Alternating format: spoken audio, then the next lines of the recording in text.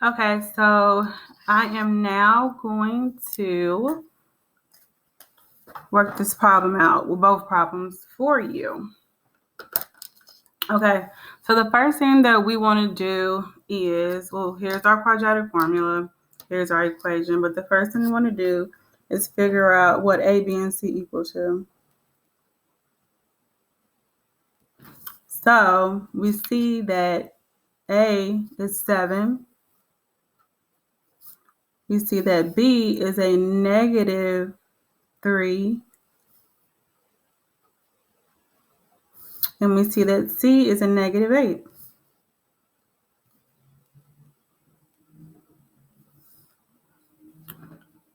Okay, so now we're going to want to plug these numbers into the formula.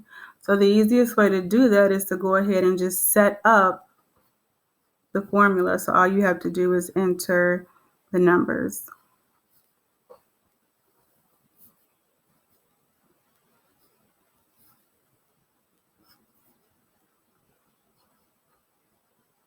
Oops.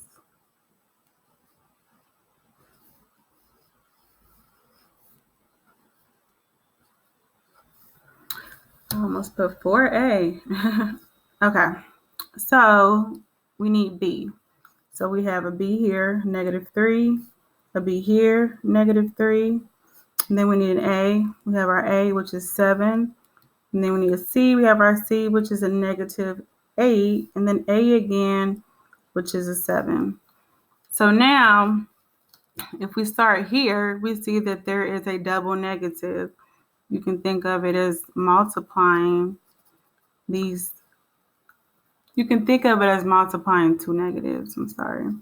So when you multiply two negatives, you're going to get a positive. So that double negative is going to make the 3 a positive 3. So I'm going to go ahead and write our plus or minus. And then now I'm going to look at this side. Sorry guys, I had to stop the video.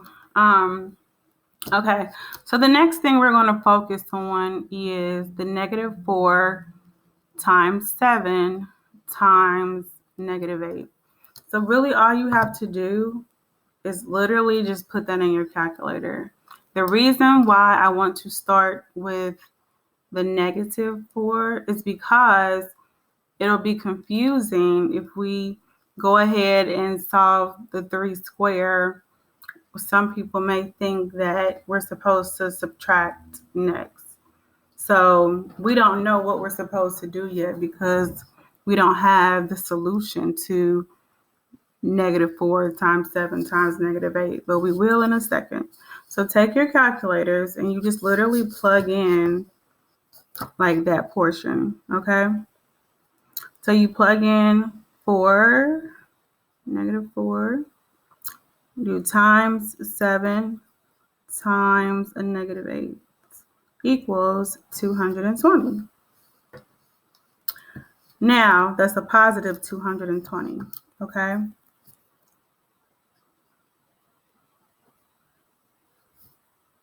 So that means it's going to be a plus sign, and then we're going to put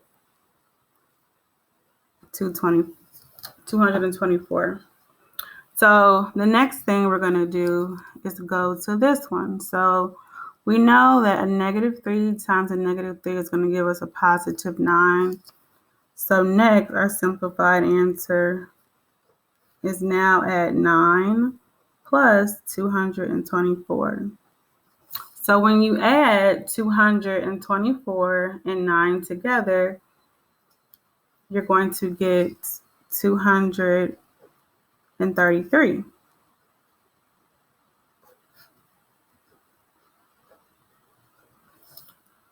Now, we're going to go to the bottom and multiply the 2 times 7, and we know that that's 14. So when you write your final answer, this is what it will look like. Because we want one with the plus sign and we want one with the subtraction. So we're going to do 3 plus the square root of 233 divided by 14. And then you're also going to have 3 minus the square root of 233 over 14. And those will be your answers. Those are your answers for that one. All right, now let's go to the next problem. Now, some people were having a little bit of trouble because it doesn't look like our typical standard form equation is equal to 0. So we know that we need to get this equal to 0. In order to do that, we have to subtract that 9 so that we can get 0 on the right side. And you guys know that what we do to one side, we must do to the other. So we subtract it here, and then we're going to have to subtract it here. So it becomes a 0. And then x squared plus x minus 9 equals 0. So now we're going to go ahead and figure out our A value, our B value, and our C value. So as we can see, A would be 1, B would be 1 again, and then C would be a negative 9. So now we have to take it over and fill in our formula. So I'm just preparing it for us to input the letters, or the value for the letters.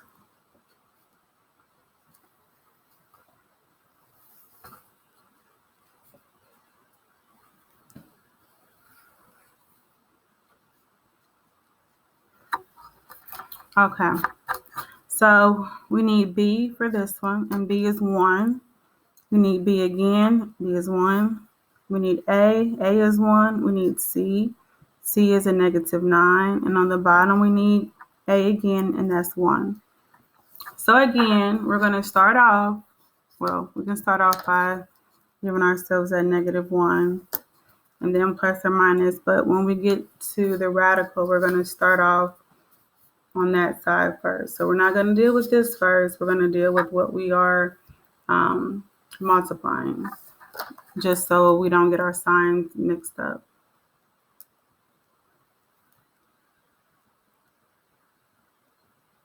So if you want to use the calculator, you can. If you know it, you don't have to.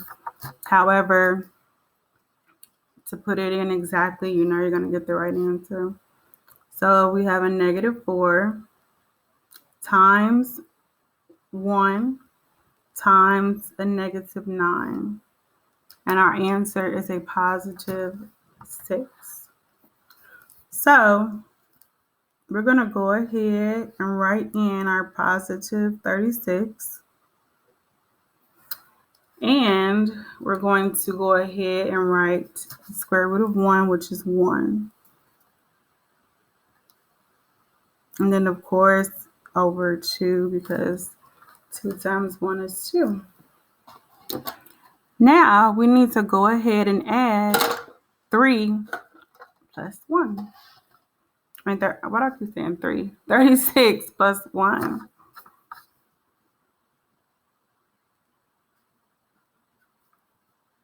So we'll get 1 plus or minus 37 over 2. So now you're going to go ahead and just separate the plus and the minus to get our final answer.